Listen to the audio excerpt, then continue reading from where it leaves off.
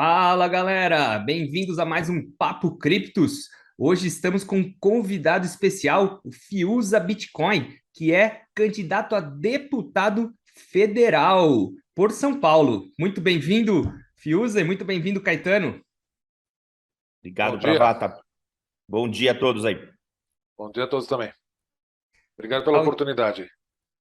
Maravilha, bom, te agradece aí, né, ter aceitado participar aqui para falar sobre esse assunto que todo mundo gosta, Bitcoin, né? E você como um defensor do Bitcoin, participando dessas eleições de agora, conta para a gente, Fiuza, como, né, como e quando você conheceu o Bitcoin?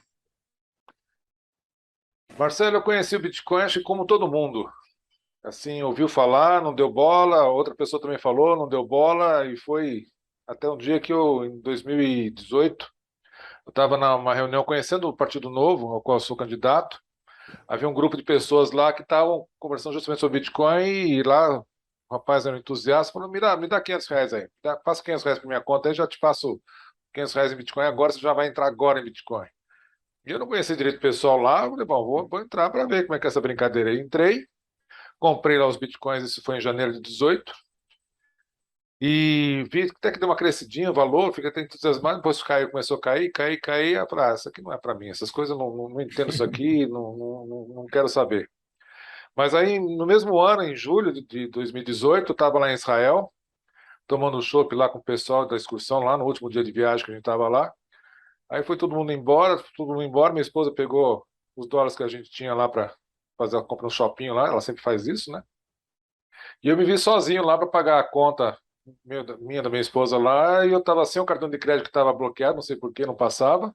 Os dólares ela tinha levado embora, não tinha um cheque na mão, falei, pronto, agora eu vou ficar devendo aqui para judeu em Israel, né?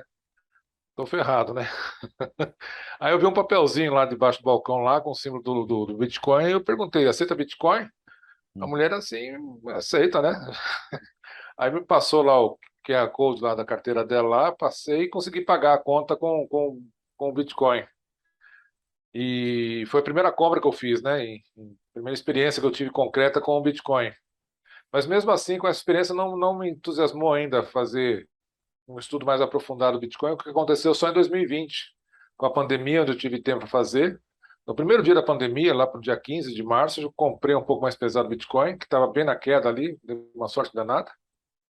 Aí comecei a estudar o Bitcoin, vi com mais profundidade. Aí é que eu percebi a grandeza que é essa tecnologia, quão disruptiva e quão revolucionária vai ser para toda a sociedade, né? E é como eu digo, né? A primeira lição que o Bitcoin me deu foi humildade, porque com a minha arrogância, achando que eu sabia de tudo, que lá não era nada, eu perdi uma oportunidade muito grande de ter inteirado um pouco mais do Bitcoin antes e vi que uma tecnologia que às vezes a gente acha que é banal pode ser tão extraordinária, né? Comparo hoje o Bitcoin com a prensa de Gutenberg em 1450, por exemplo, de tão disruptiva e quão revolucionária ela poderá ser para a nossa sociedade. Foi assim que o meu começo com o Bitcoin, e hoje vocês percebem que eu sou entusiasmado pelo assunto, né? Fiuza, aproveitando seu gancho, até para reintroduzir aí, é um prazer enorme ter você aqui no canal. A sua candidatura é bastante representativa no meu entendimento, porque você é o primeiro candidato aqui no Brasil que se tem notícia de que tem aí como bandeira da candidatura o Bitcoin, né? E num país que tem mais de 10 mil candidatos a deputado, em que 65% das pessoas esquecem quem votou na última eleição, e que pouco se fala em proposta, principalmente na área econômica, tem tanta importância na vida das pessoas, eu acho que é bastante louvável a sua candidatura. E acho que isso marca, inclusive, um momento importante para o próprio Bitcoin em matéria de adoção, como a gente vai falar um pouquinho mais para frente. Mas conta para a gente um pouco, Fiuza, da tua trajetória política. Como é que você se despertou seu interesse por política e como é que, afinal, você se tornou candidato a deputado? Como você chegou nisso? Então, Caetano, eu nunca fui político. Na verdade, eu nunca gostei de política, né?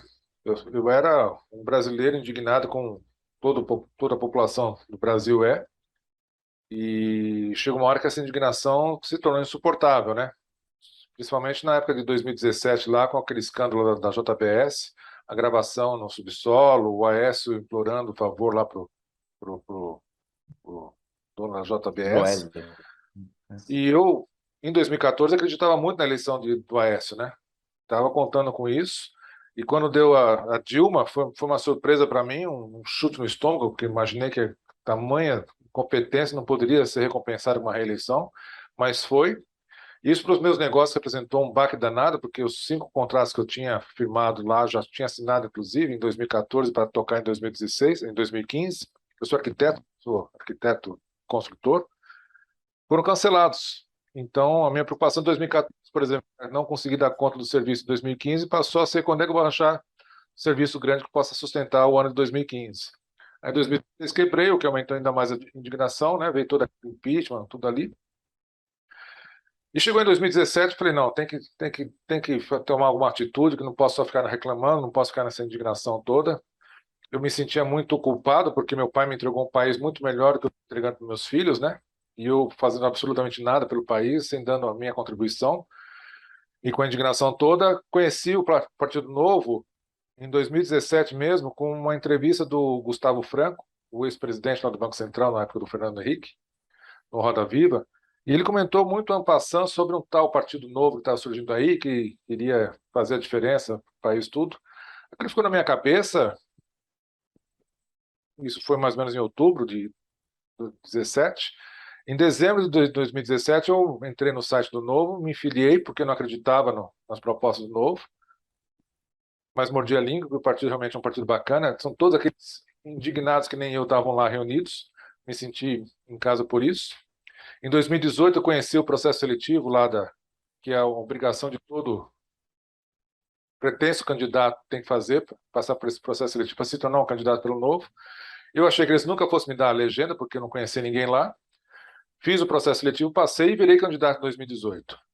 Só que aí eu fiquei com a candidatura na mão e falei, bom, e agora o que eu faço? Não sei, não sei nem fazer campanha, não sei nada. E por fim, acabei não fazendo campanha nenhuma, mas virei candidato oficial, mas não estava preparado para isso. Mas dentro do Novo, tem o pessoal lá que faz grupo de estudos, né? E dentro desses grupos de estudos eu comecei a aprender um pouco mais sobre o liberalismo, sobre a escola austríaca, sobre Hayek, Mises. Aí me entusiasmei pelo assunto. Em 2019 eu me inscrevi na pós-graduação do Instituto Mises, né? Escola, como é que é? Economia de Escola Austríaca. E aí eu conheci muita gente boa, não só os professores excelentes, mas os colegas também de grande categoria, né? O Mitrô, por exemplo, que hoje é o candidato a vice-presidente do Partido Novo, era um colega nosso lá. Alexis Fontaine também começou a fazer a pós-graduação. O Pepe é um deputado estadual lá do Rio Grande do Sul, também é uma pessoa fantástica, novo pra caramba e conhece muito sobre tributarismo, né? E esses são só alguns exemplos dos colegas que eu tive lá na escola austríaca. E aí foi crescendo aquela vontade de aprender mais, foi puxando o fio da meada, né? Foi aí que eu tive o Red Pill, por exemplo, com Rothbard, o que o Estado fez com seu dinheiro, um livro fantástico, né? Um livro pequenininho que é devastador em termos de conteúdo. E aí, com a pandemia, 2020, eu comecei a estudar o Bitcoin, que foi incrementando meu conhecimento sobre o liberalismo, tudo. Aí, quando eu estava me virando um libertário. Eu já tinha uma indignação com o Estado, já estava revoltado com o Estado, e a janela de Overton foi se deslocando para mim. Hoje eu estou na extrema ponta de urgência, essa nossa necessidade de acabar com o Estado, né?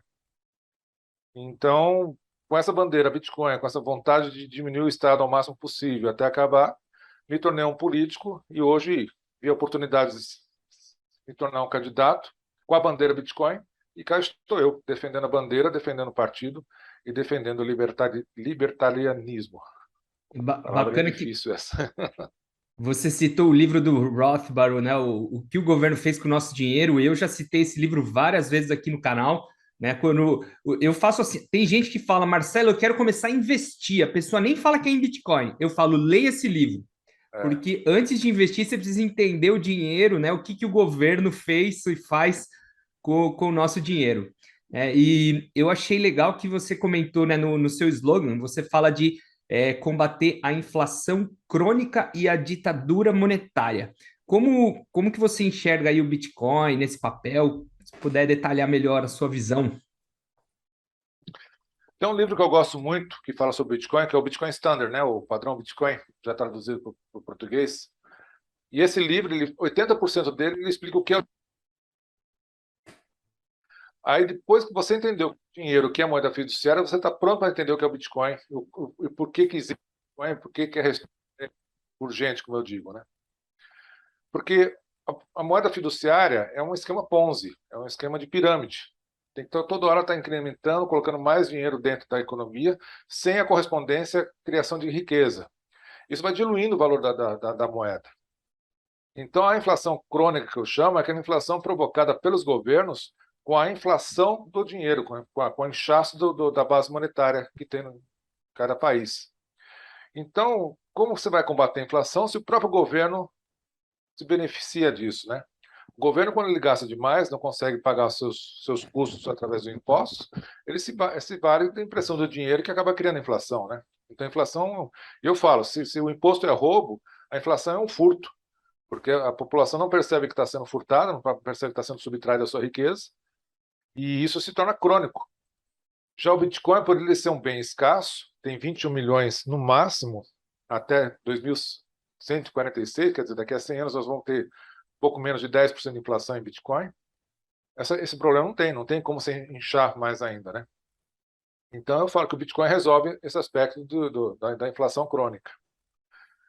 Já outra coisa que eu falo muito aí, que é o absolutismo monetário, com as CBDCs que estão sendo criadas agora aí, na China já está em experimentação, no Brasil nós vamos experimentar acho que o ano que vem, ou daqui a 2 anos, que é o real Só para digital. comentar aí com o pessoal aí, que a CBDC, que são as moedas digitais de Banco Central, né? Moedas estatais. Exatamente, é. Uhum. Cada país está criando a sua, né? Nós vamos ter o real digital, eles estão chamando de real digital, né?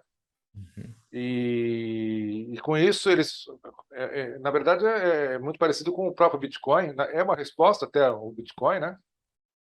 O Pix é um prenúncio dessa nossa moeda aí, que na verdade, o Pix é um sistema de pagamento, né? Assim como é um cartão de crédito, mas a moeda digital será próprio real, só que em forma digital, em forma de token. E com isso o Banco Central vai poder controlar toda a nossa economia, todo o nosso dia a dia. Cada centavo que eu gasto, ele vai saber que horas eu gastei, onde eu gastei, com o que eu gastei, o que é um absurdo. Acho que nem o George Orwell, em 1984, previu tamanha invasão da nossa privacidade, né? E ontem, por exemplo, eu soube de uma evolução do Pix, que agora os estados estão cobrando a base de dados do Pix para saber onde é que os comerciantes estão recebendo direitinho pelo Pix, para poder ir lá cobrar qualquer eventualidade de faturamento sem a devida nota fiscal, né? E era previsível isso, né? Era óbvio que isso iria acabar acontecendo um dia e pode ainda até piorar. E com a moeda digital, com o absolutismo monetário, vai ser ainda pior. Então, qualquer gasto que você tiver que o governo achar que aquele gasto não justifica, você vai ter problema com a Receita, vai ter problema com o governo. Enfim, é o roubo se aprimorando e o pessoal não comentando nada, achando que é uma boa, que o real digital vai facilitar a vida da gente, quando na verdade não. E outra coisa que eles falam muito é que o real digital será uma coisa muito melhor que o Bitcoin. Parecido com o Bitcoin, mas garantido pelo Estado, com toda a garantia que pode o governo dar. O que é uma falácia, né? Porque o Bitcoin não tem nada a ver com a CBDC. É pelo contrário, né? O Bitcoin, por ele ser descentralizado, por ele ser autônomo, por você ser dono da sua própria moeda, ele te dá total liberdade, total privacidade, coisa que o CBDC nenhuma vai dar e não é feito para isso, né? Então, por isso que a minha bandeira do Bitcoin é uma bandeira que parece simples, né? Só implantar o Bitcoin, mas não. As implicações que tem em cima da adoção do Bitcoin pelo país são gigantescas, né? Uma delas, o governo vai ter que mostrar eficiência para poder justificar cobrar um imposto. O contribuinte vai passar a ser realmente um contribuinte. Se ele achar que deve pagar, ele vai pagar. Se achar que o serviço não está correspondendo, ele não vai pagar. Bacana que o último vídeo que eu fiz recentemente foi falando sobre a CBDC, né? Explicando, né?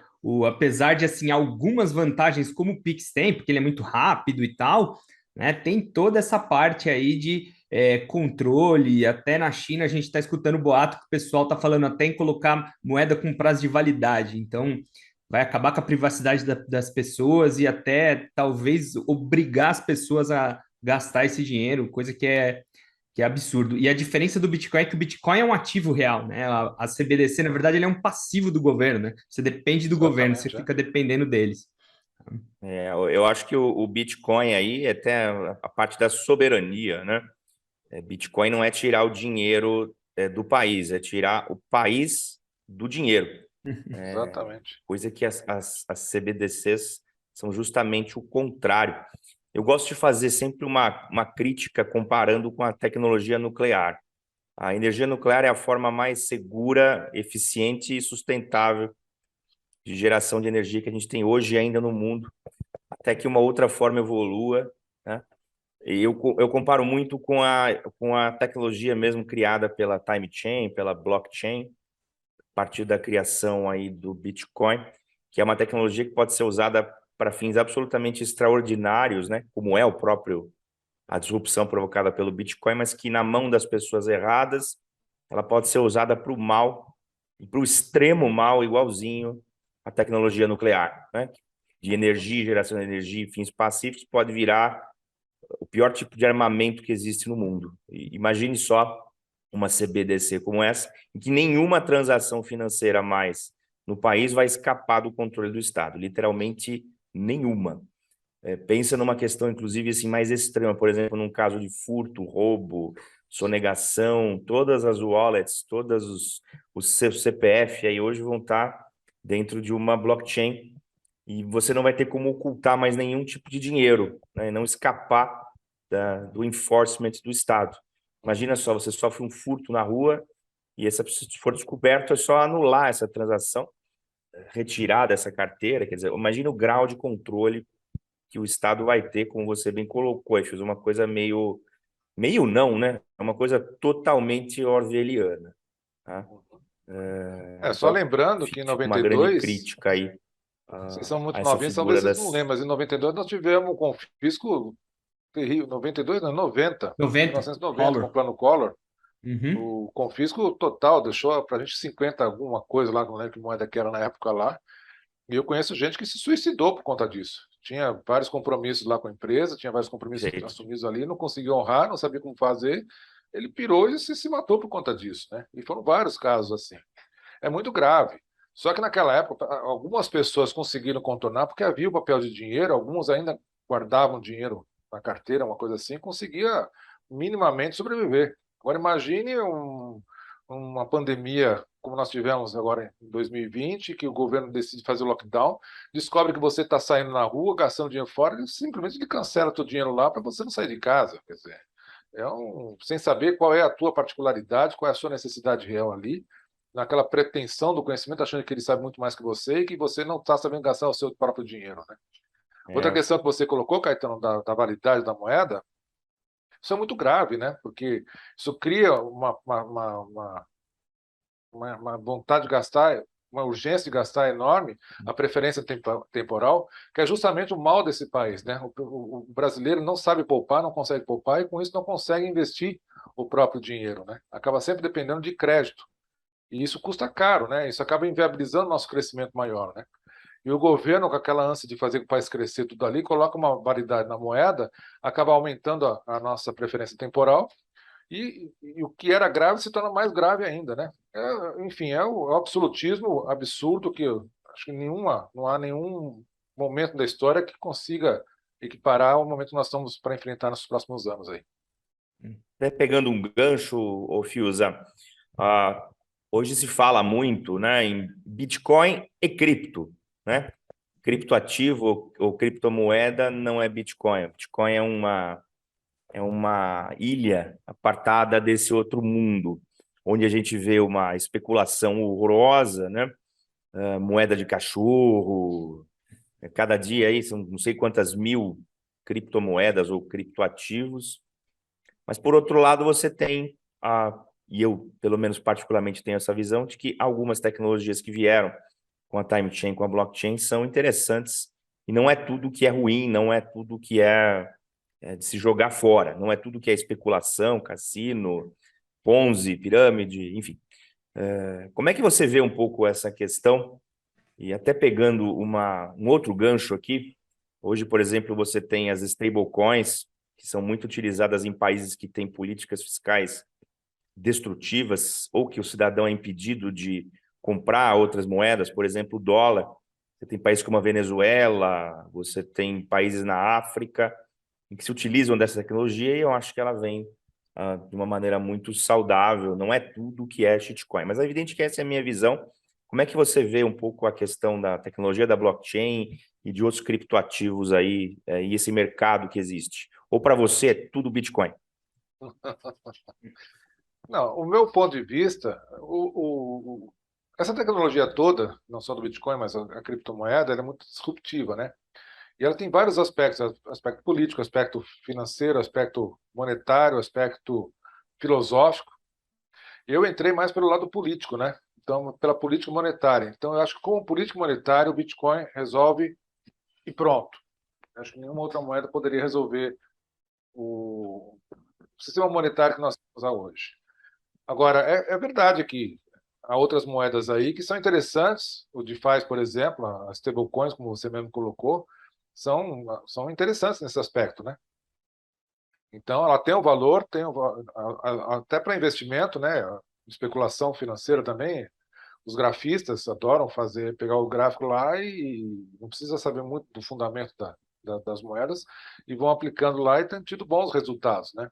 Contratos inteligentes é uma história fantástica. Não precisa mais do judiciário para definir se você tem que pagar lá ou não. Está automático. Cumpriu o que está no contrato inteligente lá, automaticamente já passa o valor para o correspondente. Então, eu vejo valor sim nas moedas, não nas 21 mil moedas que tem por aí, algumas só, né? A maioria, com certeza, é golpe, é oportunismo descarado. Então, é o que eu falo, mesmo o Bitcoin precisa estudar bastante, conhecer bem a matéria para poder investir, e as outras moedas também, ver o fundamento, se aprofundar bastante para poder investir com mais segurança e saber onde é que está pisando, né?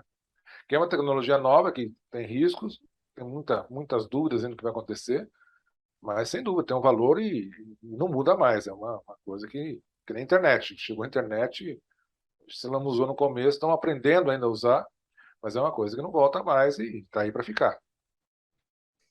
Na questão da regulamentação, Fiuza, que muito tem se falado, né, tanto no Brasil quanto nos Estados Unidos, sobre uma regulamentação de Bitcoin, ou tem o pessoal que quer proibir a mineração, ou uma regulamentação pesada que poderia prejudicar o avanço da tecnologia. Se você for eleito, você tem alguma pauta? Como que você pretende lidar com essa questão aí da regulamentação no Brasil das criptomoedas? Eu acho que os governos acordaram para as criptomoedas com o Mark Zuckerberg, lá em 2019, quando ele pretendeu lançar a Libra, né, Uhum. dentro do Facebook. Não sei se vocês se lembram lá. Sim. Imagine, de repente, 4 bilhões de pessoas, de uma hora para outra, poder disponibilizar uma moeda. Não sei se é uma stablecoin que queria criar exatamente, parecia que é uma cesta de moedas ali que ele basar a libra dele, e com poder de transação internacional, dali os governos ficaram arrepiadíssimos com isso daí, né? Acho que isso despertou o interesse dos governos e a preocupação dos governos com relação às criptomoedas. Então, toda a necessidade de regulamentação começou a surgir aí. E o governo, quando quer que uma coisa não funciona bem, ele regulamenta. Ele quer ter o controle e com as stablecoins, não, com as criptomoedas não é diferente. Ele vai querer regulamentar. É natural que o governo queira fazer isso, porque o governo gosta de se intrometer em tudo que é assunto da nossa vida, né? E eu, particularmente, sou muito contrário a qualquer regulamentação disso daí, porque eu acho que o mercado é ciente para regulamentar do que o governo, né? Eu, por exemplo, quando escolho um hotel, eu não vou na Embratur pegar a recomendação das estrelinhas lá para escolher o hotel. Eu vou na Booking.com, Trivago, TripAdvisor, alguma coisa assim, e pelas avaliações dadas lá, eu consigo escolher o meu hotel que eu vou querer ficar. E tudo isso é privado, tudo isso é mercado regulamentando, né? Não preciso de um governo para poder regulamentar o hotel para escolher o hotel que eu quero. E a moeda é a mesma coisa. Nós temos moedas há mais de 2.000 anos aí, 2.500, 3.000 anos atrás aí, só para poder regulamentar as moedas. Não havia governo para regulamentar. O mercado existia e funcionava super bem. E o Banco Central do Brasil, por exemplo, foi criado em 1965. O Fed em 1913. Então, não tem por que ter regulamentação. O mercado sabe trabalhar bem. A lei da oferta e demanda funciona tão bem quanto qualquer lei da física, né? E essa leizinha simplesmente consegue regulamentar tudo nas nossas relações comerciais e financeiras, de maneira que eu não vejo com bons olhos qualquer regulamentação. Então, eu, uma vez lá no Congresso, eu não pretendo regulamentar nenhuma moeda, eu pretendo, isso sim, tirar qualquer regulamentação que possa inserir sobre esse assunto e tentar defender, deixar que o Bitcoin surja da forma que deve surgir, que é naturalmente, espontaneamente pela sociedade, como uma demanda da sociedade e uma solução do mercado para as demandas da sociedade.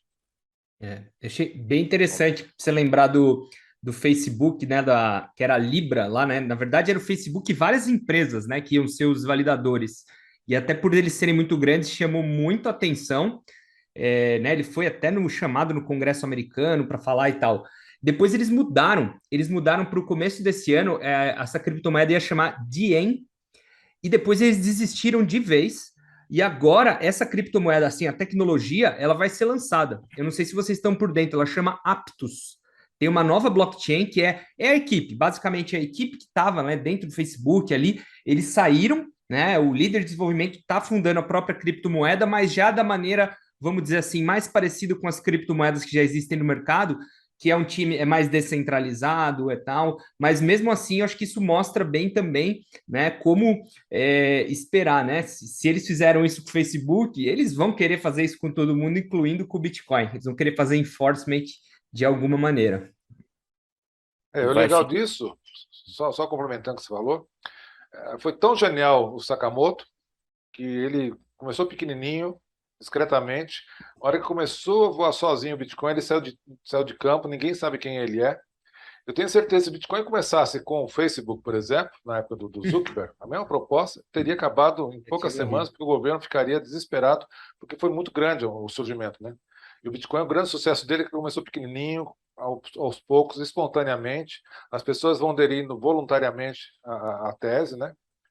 Então, graças a Deus, tivemos uma genialidade ali em 2008 com o Sakamoto, que soube fazer direitinho, ó, todo o algoritmo e a forma de implantar esse algoritmo, né?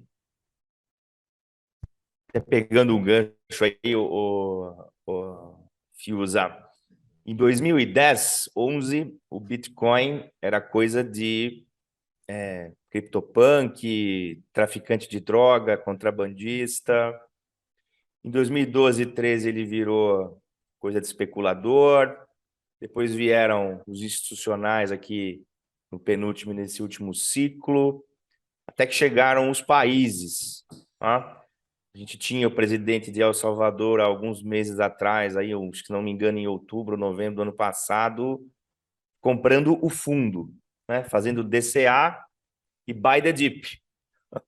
O Nayib Bukele fazendo isso ao vivo no Twitter. Agora mesmo, você aqui com a gente hoje é um candidato que tem a bandeira do Bitcoin. Isso só mostra que existe uma curva de adoção e que ela parece ser um pouco exponencial. Começa pequena, é aquele trem que vai acelerando, né? Vai pegando velocidade e vai fazer aquela rampa. Como é que você enxerga essa parte de adoção? E você acha que a gente vai cruzar o The Chasm? A gente sai do abismo em que o Bitcoin vai haver a hyper-bitcoinização do mundo? Eu acho que isso é inevitável, né? Não sei dizer se vai ser daqui a 6 meses, daqui a 6 anos, ou daqui a 20 anos, não sei, mas acho que vai ser logo. E todas as tecnologias, ela tem esse S, né? Essa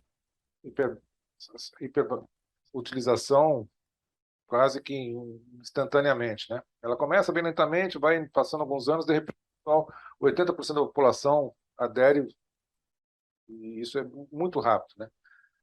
Foi assim com a televisão, foi assim com a internet, e será assim com o Bitcoin também.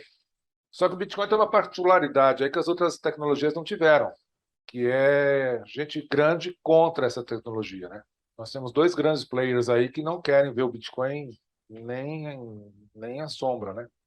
Os governos são absolutamente contra o Bitcoin e os bancos, os grandes bancos também estão vendo isso como uma grande concorrência e até potencialidade de acabar com a função dos bancos, né?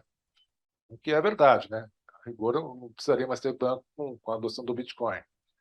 Então, por conta desses dois players muito poderosos, eu acho que a adoção talvez não seja tão tranquila quanto foi as outras tecnologias.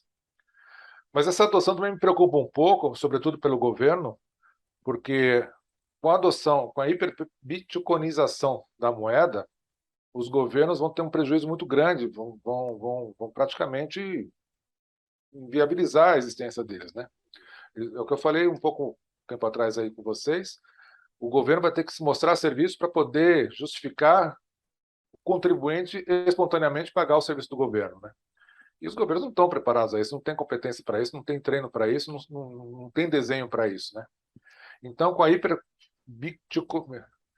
a adoção em massa do Bitcoin, a dislexia não deixa eu falar qualquer palavra aqui, tem que escolher bem a palavra aqui. Mas, enfim, com a adoção em massa do Bitcoin, os governos vão cair. E essa queda me preocupa muito, né? E essa é uma das coisas que me faz ir para o governo, é tentar suavizar essa queda, né? Tentar já diminuir o máximo que a gente puder o governo para que a queda seja menor, né? Quanto maior é a queda, e de uma forma que não caia atirando em todo lado, né? E normalmente quando isso acontece, a população mais desfavorecida é que acaba pagando, né?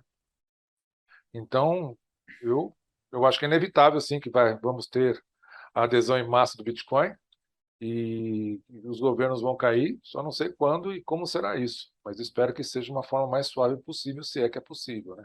Seria a separação entre o dinheiro e o Estado, né? Já teve nos séculos passados a divisão, né? Separação entre a igreja e o Estado, que eu tenho certeza que se você falasse isso para as pessoas na época, todo mundo ia falar, imagina, isso vai ser sempre assim, né? Então, a próxima aí seria na divisão, separação do dinheiro e o Estado. E tem falar um pouquinho das críticas também, que o Bitcoin é uma tecnologia, mas é lógico que não tem como ser uma tecnologia perfeita.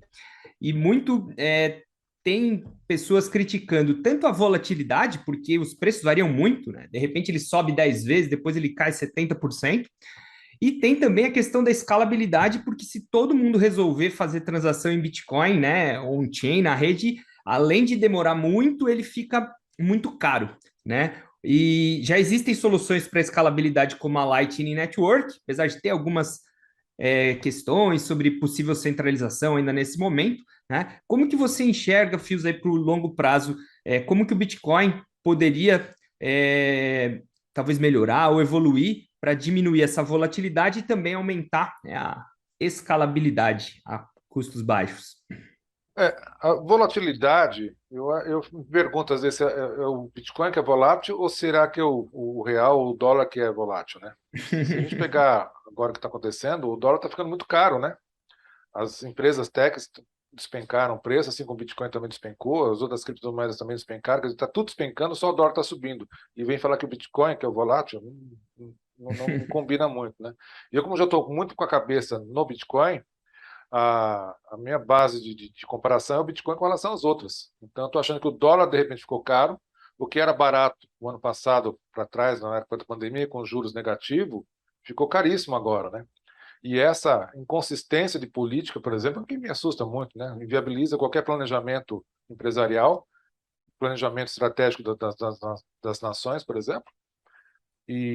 Mas os governos fazem isso. Eles decidem, um grupinho pequeno de pessoas, não sei que competência tem e como é que eles conseguem fazer isso com a consciência limpa. Eles decidem quanto vai valer o nosso dinheiro, né? Quanto vai valer o nosso trabalho, quanto vai valer o nosso patrimônio. E decidem aumentar os juros a bel prazer deles, ou decidem colocar juros negativos, aumentando a vontade de gastar. E isso sim cria a volatilidade, né? Não o ativo específico Bitcoin ou o ativo específico de qualquer ação na Bolsa de Valores, né? Uhum. Então, a partir do momento que nós tivermos uma moeda que ninguém controla, é o mercado que controla, e o mercado vai controlar de uma forma muito mais suave, essa volatilidade vai desaparecer, não só do Bitcoin, mas com todos os ativos, né, atrelados ao valor do Bitcoin. Com relação à escalabilidade, eu acho que procede um pouco essa crítica, porque a cada 10 minutos, para poder registrar nosso gasto lá no Bitcoin é uma coisa que não é muito razoável, né? Então eu não vejo muito sentido registrar um cafezinho que eu tomei hoje de manhã para a eternidade dentro da on-chain do Bitcoin. Então a solução do Light Network me parece bastante pertinente, né? Mas não é só a Light Network que pode resolver esse problema de escalabilidade, né? Os próprios cartões de crédito, Visa, Mastercard, podem suprir essa necessidade de uma transação imediata, microtransação, sem problemas algum. Agora, eu não mexeria no bloco do blockchain do Bitcoin, aumentando o número de bytes para poder processar isso daí, porque eu acho que é um pouco temerário, né? A gente tem que preservar, primeiro, acima de tudo, a segurança da rede. E esses 10 minutos de mineração são essenciais, a meu ver, para que a gente possa fazer essa segurança tão robusta como tem se demonstrado nesses 12 anos de funcionamento, né? Então, a Light Network me parece estar funcionando bem. Eu já tive algumas experiências lá e foi até mais rápido que o Pix, mais fácil que o Pix, por incrível que pareça. Não precisei entrar no meu banco para poder pegar o Pix. Eu já abri o próprio aplicativo, já escaneei o QR Code, já tinha o valor lá dentro do QR Code, eu só autorizei. É muito mais fácil daqui o Pix, por incrível que pareça. Então, acho que estamos caminhando bem nesse aspecto. Muito bom. Bom, Fiuza, muito obrigado aí pelo seu tempo, ter aceitado o convite. Eu já fiz meus questionamentos, minhas observações. Caetano, tem mais alguma... Você gostaria de fazer mais alguma observação? Fiuza, eu gostaria de agradecer a sua presença, repetindo aí, né? O Fiuza é candidato a deputado federal por São Paulo. E o número, Fiuza? O número é 3003. 30 de novo e 03 é o meu número lá no partido, então 3003. Então, o número é o 3003, candidato a deputado federal por São Paulo pelo Partido Novo. Vamos tentar eleger aí um representante do Bitcoin na nossa Câmara, que a gente precisa. Queria agradecer novamente, Fiuza, a sua presença. Sua candidatura é bastante iluminada nessa hora. Você é uma pessoa muito corajosa de vir com essa pauta. E acho que você ainda vai... Acho que você fez história, tá? Você será o primeiro, mas certamente não será o último com essa pauta, tá? Tomara que Então não. você deve ter feito história aí, é uma honra para mim ter conversado. Você não será o último, acho que vai vir mais candidatos, tá? E para a gente ter aí uma força na Câmara, quem sabe até no futuro, uma bancada aí a favor do Bitcoin, dos criptoativos, como já começa a se formar nos Estados Unidos. Então, queria te elogiar e agradecer bastante aí as suas colocações e apoiando aí a sua candidatura. Muito obrigado. Se tiver mais alguma observação, deixar mais alguma mensagem, Fiuza, fique à vontade. Eu queria agradecer imensamente o trabalho de vocês, assim como eu estou divulgando a ideia do Bitcoin. Acho que todo entusiasta pelo Bitcoin, quer dizer, todo que conhece Bitcoin, aprende alguma coisa do Bitcoin, vira um entusiasta, e esse entusiasta se sente a obrigação de divulgar as ideias, porque a gente se sente meio que Noé falando que vai vir a tempestade, aí já estamos construindo nossa embarcação e chamando o povo, vem para cá, vem ajudar aqui, porque nós precisamos nos preparar para a tempestade que está vindo. E graças a Deus, essa comunidade está crescendo bastante, estamos sendo bastante eficientes, ao meu ver, né? Vocês com o trabalho de divulgação que vocês estão fazendo aí, outros também estão fazendo muito trabalho bem bacana. E então, estou aqui à disposição de vocês. A hora que vocês quiserem falar sobre Bitcoin, pode me chamar a hora que quiser, que é um assunto que não sei se vocês perceberam, mas eu gosto muito de falar, então estou à disposição. E, por favor, votem. Quem tá nos assistindo, dia 2 de outubro, se é que dá tempo, não sei se o pessoal já vai ver esse vídeo depois ou não, mas aqueles que ainda dá tempo de votar, votem no Partido Novo, número 30, ou votem em mim, 3003, em São Paulo. Muito obrigado a todos, gente. Um forte abraço para vocês aí. Obrigado. Obrigado. Valeu, pessoal.